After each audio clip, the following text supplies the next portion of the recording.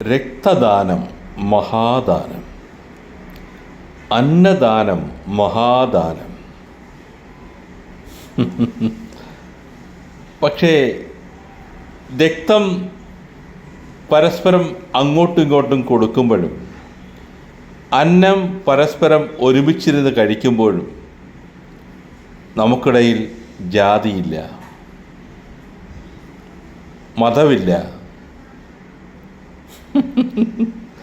ഇത് കഴിഞ്ഞാൽ പിന്നെ ജാതിയായി, മതമായി. ഇതെന്താ അങ്ങനെ?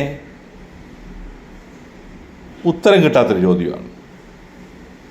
ഒരു ആക്സിഡൻറ്റ് പറ്റി ഒരു ഹോസ്പിറ്റലിലെത്തിയാൽ രക്തം നൽകുവാൻ വരുന്നത് മുസ്ലിമാണോ, ക്രിസ്ത്യാനിയാണോ, ഹിന്ദുവാണോ എന്നൊന്നുമില്ല. രക്തമാണ് പ്രധാനം, അല്ലേ?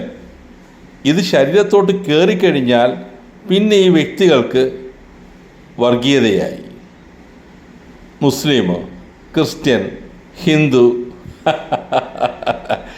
അതാണ് പറയുന്നത്, ജാത്യാലുള്ളത് തൂത്താ പോകില്ല.